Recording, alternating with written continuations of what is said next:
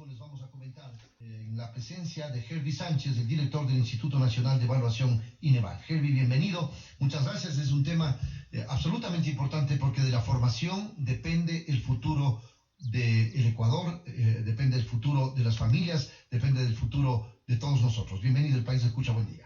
Muy buenos días a todo el auditorio. Y bueno, después de unos meses bastante intensos, por primera vez en el país contamos con un diagnóstico sobre cuál es el nivel de dominio de los saberes de todos los docentes del país.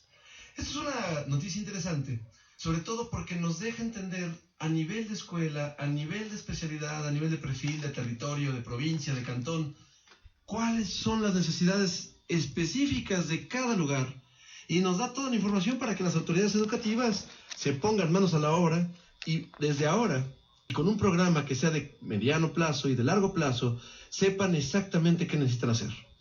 Más de 140,000 docentes fueron convocados a esta evaluación, acudieron la mayoría de ellos. Tenemos unos muy pocos que van a ser reconvocados por diferentes motivos. Ya sabemos que en algunos lados falló la luz, en algunos lados hubo alguna imposibilidad de asistir, pero esto no alterará los resultados. Más del 93%, 93,2%, pudieron afrontar el conjunto de pruebas de manera desde lo elemental hasta la excelencia, pero todos esos 93,2% están habilitados para continuar impartiendo la cátedra, estando frente al grupo con estos niños y niñas ecuatorianos. Un 93,2%, sí, poquito más de 93%. El complemento, 6,8%, está por debajo de los estándares mínimos. Se encuentran, digamos, en un nivel de formación, de desarrollo docente, porque algo han demostrado saber en términos docentes, pero no están con todos los recursos que se requieren para dominar un grupo. Entonces tenemos dos grupos, afortunadamente el porcentaje es bastante alto, el del 93%, pero este 6% debe tomar un programa de formación muy profundo, muy acelerado, muy intenso, y demostrarnos el próximo año, que será una nueva evaluación para este grupo, que han logrado mejorar sus niveles de formación y que se encuentran en los estándares mínimos que son aceptables para poner el esfuerzo del Estado con ellos al frente de un grupo. Entonces, nos queda todavía un programa muy grande que es, ¿y los que aprobaron qué van a hacer? Bueno, tenemos ahí un grupo bastante interesante, entre 600 y 700 puntos. Recordamos a la ciudadanía que 600 sobre 1000 es la cantidad, el puntaje mínimo que se pedía para aprobar, o que se pide para aprobar en la ley, y tenemos muy claro que ese grupo debe acudir a un programa también de actualización, pero mucho más solvente, mucho más extendido, y que este programa podrá, cuando menos, tener un grupo de 330 horas de actualización y luego continuar. Por lo cual ellos serán evaluados, como pueden estar frente al grupo, cada 2 años. Y ese cada 2 años aplica a todos los docentes del país, a todos. Ahora, ¿cuáles son las fortalezas, las asignaturas donde más desempeño en cuanto a calidad existe, y cuáles son las debilidades en esta evaluación que ha realizado el INEVAL? Bueno, es muy interesante que ya tenemos buenos niveles en la educación general básica. Vamos en niveles intermedios en la educación secundaria, lo que conocemos como de octavo a décimo. Ahí hay entre 3, 4, 6% de docentes que no aprobaron. Y tenemos sobre todo en las áreas, una mejora sustancial en las áreas de matemáticas, en las áreas de lengua. Todavía siguen siendo las más, con mayores niveles de reprobación, tanto en los estudiantes como en los docentes, lo cual es muy natural de esperar. Pero en los niveles de bachillerato es donde tenemos los mayores retos. A mí me gusta poner el énfasis porque nos seguimos preguntando cuáles son las competencias que se demanda a un egresado de bachillerato para ingresar al mercado laboral o para continuar la universidad. Y hay dos cosas que importan mucho en el mundo: las habilidades numéricas, las habilidades de razonamiento en términos de resolver cosas lógicas, y la capacidad de leer y comprender lo que se lee, que no es lo mismo. Entonces, estas dos siguen siendo los niveles de más altos niveles de reprobación. Tenemos, por ejemplo, en matemáticas, 1 de cada 5. Matemática y lengua y literatura, que es como el espacio de comprensión de todo lo escrito y de la capacidad de reproducir o de escribir y comunicarse a través de la escritura y este sistema de comunicación que hemos inventado los humanos. Bueno, en estos dos tenemos grandes áreas de oportunidad. Prácticamente 1 de cada 5 docentes no aprobó. Y es una cosa... Una de cada 5 docentes. 20%, o alrededor del 20%. Y esto nos llama la atención, no porque no esperábamos que ocurriera. Nos tiene que llamar a todas las acciones estratégicas posibles, porque no podemos pedir que los estudiantes afronten problemas, que la cotidianidad de la ciudadanía lea bien, comprenda lo que se lee, resuelva problemas financieros como a qué tasa tomar un crédito para comprarse un auto, una televisión, un departamento. Si no se comprende esto como una habilidad imprescindible en el bachillerato para salir a la ciudadanía. Entonces, el ejercicio de la ciudadanía es un ejercicio de derechos que proviene del ejercicio de todas esas habilidades que se han desarrollado a lo largo de la formación. Tenemos que reforzar, ahí deberíamos tener un 0% de reprobados. Todos los docentes, sin importar si se dedican a la filosofía, a la matemática, a las ciencias naturales, todos deberían poder leer de manera excelente, interpretar los códigos culturales, leer un periódico, leer un diario y saber exactamente qué le están ofreciendo en términos de las cifras, cuando viene una estadística y le dicen 80% esto, 20% aquello, y, por supuesto, saber entender en un nivel de lenguaje que no es sofisticado, pero ya es un lenguaje culto. La equiparación del conocimiento en la planta docente es quizá un objetivo, equiparación hacia arriba, evidentemente. Es un objetivo planteado por el INEVAL y por todo el sistema educativo. Eso, hay una proyección de cuándo se puede lograr para que los estudiantes que reciben ese conocimiento puedan estar preparados para afrontar cualquier tipo de prueba que les permita ingresar a un nivel superior o afrontar su vida en algún tipo de actividad.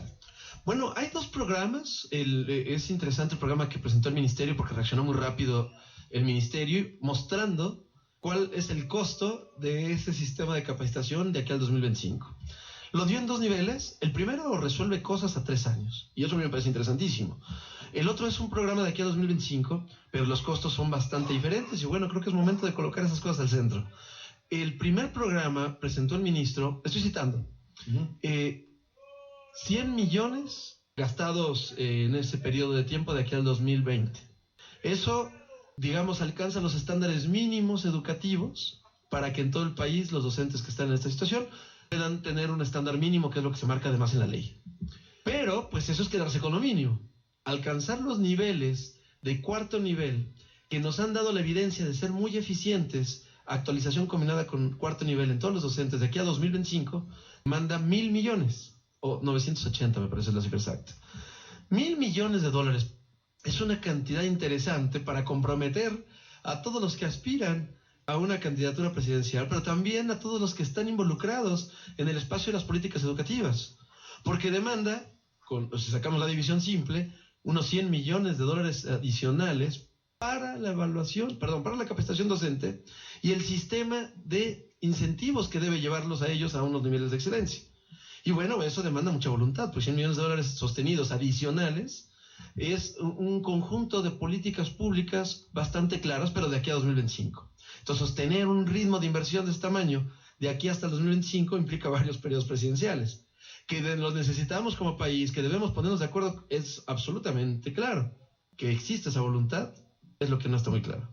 ¿Qué es lo que se viene? Me refiero al primer paso que se da después de este proceso evaluativo. ¿Qué es lo que sugiere el INEVAL? Nosotros creemos que es una buena apuesta hacer este sistema de formación, priorizar ese presupuesto como garantías. Eso no va a producir el efecto, pero se tienen las condiciones. Luego tenemos el otro espacio de monitoreo puntual. Tenemos que impulsar de mayor manera o con mayor profundidad todos esos perfiles de docentes o de profesionales que quieren ser docentes y que tienen una gran cantidad de conocimientos y que históricamente los hemos excluido del sistema educativo. ¿A qué me refiero? Matemáticos, ingenieros, biólogos, científicos que por alguna razón prefieren la docencia que sus áreas de práctica más tradicional y que vienen muy bien equipados y que con un proceso de pedagogización o de conversión hacia las prácticas más modernas en docencia pueden convertirse en excelentes docentes, sobre todo en donde demandamos mayor cantidad de especialización, que es el bachillerato, bachilleratos técnicos, bachilleratos en matemáticas, en ciencias, espacios que demandan gran nivel de profundidad en los conocimientos y que claramente nos hemos quedado relegados en la formación tradicional de nuestro cuerpo docente. Ahora, ¿es atractivo convertirse en maestro? Le digo, atractivo en el sentido de que El maestro es bien pagado, en el sentido de que el maestro tiene buenas condiciones de capacitación y crecimiento profesional, porque de eso depende también, convertir a un gran profesional en docente, más allá de la capacitación puntual de cómo impartir el conocimiento. Creo que estamos en un nivel intermedio. Es decir, los actuales procesos de ingreso al magisterio ya permiten que no comience el escalafón en el nivel más bajo.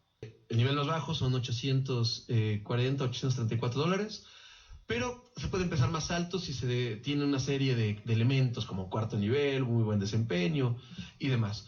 Sin embargo, le hace falta todavía al país mejorar los salarios, han mejorado mucho, pero para ser competitivos, para un ingeniero, para un biólogo, para un científico, necesita tener mejores estándares de vida, mejores estándares de ingreso, pero no solo eso. Debemos también expandir las posibilidades de las carreras académicas. Recordemos que ser docente, después de 20, 25 años frente al aula, uno puede volverse mentor, puede volverse rector de una institución, y esas competencias demandan una gran cantidad de experiencia. Creo que estamos en el momento en el que la revalorización del docente ya no está en cuestionamiento. Ahora está en cuestionamiento la carrera que un docente puede hacer a lo largo de 30, 40 años de vida profesional. Creo que ahí nos falta impulsar un espacio de mayor alcance, un espacio de convencimiento de los profesionales y seguir mejorando. O sea, ha mejorado, pero este no puede ser el límite. Debemos seguir mejorando los salarios de todos los dedicados a la educación, no solo de los docentes, los rectores también, los auditores, los asesores, los mentores, todos los que participan de las trayectorias educativas de los estudiantes. Ahora, desde que inició este proceso, y con esto vamos a concluir, Herbie, muy amable por atender esta invitación. Desde que empezó este proceso, ¿cuánto ha avanzado en la capacitación, en la planta docente, y qué fruto ha tenido en los estudiantes que han arrojado esos establecimientos públicos educativos? Bueno, hace unos años teníamos una gran cantidad de docentes sin seguridad, sin contratos. Ahora es muy evidente que están por encima del 93%. Los docentes que tienen contrato definitivo, que ya están dentro del magisterio con certeza jurídica. Y bueno, hay otras cosas alrededor bastante buenas que la política pública se ha enfocado en hacer puntualmente, pero a mí me gusta más ver los resultados, me gusta más ver qué tanto evolucionan los aprendizajes de los estudiantes, qué tanto cumplen los estándares. Y es interesante que en 2006 el segundo estudio regional de la UNESCO, que a mí también me gusta mencionar lo externo, mostraba a Ecuador en uno de los 3 peores sistemas educativos de Latinoamérica. Y eso era, digamos, un estudio de la UNESCO que comparaba una gran cantidad de países, desde México hasta Chile o hasta la Patagonia, y que nos mostraba ese era el nivel. Ahora estamos en el grupo medio. Hemos superado al grupo bajo por mucho. Al grupo bajo están República Dominicana, Honduras, Nicaragua, y todos esos países que tienen muchos problemas todavía en términos sociales. Y nosotros estamos en el grupo medio al lado de Perú, Colombia, Brasil, Argentina, países que han logrado romper algunas brechas, pero bueno, estamos en medio, igual que los salarios. Si queremos mirar hacia arriba y ver a los países que lo hacen muy bien, como Chile, Uruguay, México, tenemos que entender que hay procesos que no paran nunca. Y los procesos educativos nunca terminan de mirar hacia arriba. Son procesos que evolucionan y que todo el mundo quiere mejorar porque son mejoras de condición social, mejoras económicas, mejoras en la posibilidad de ser autónomos en la producción de las oportunidades. De oportunidades, por supuesto. Muchas gracias, Herbie, muy amable. Herbie Sánchez, director del Instituto Nacional de Evaluación Educativa INEVAL, que ha estado con nosotros aquí en Sonorama. Hacemos la pausa, no se vayan. Perdóname. No.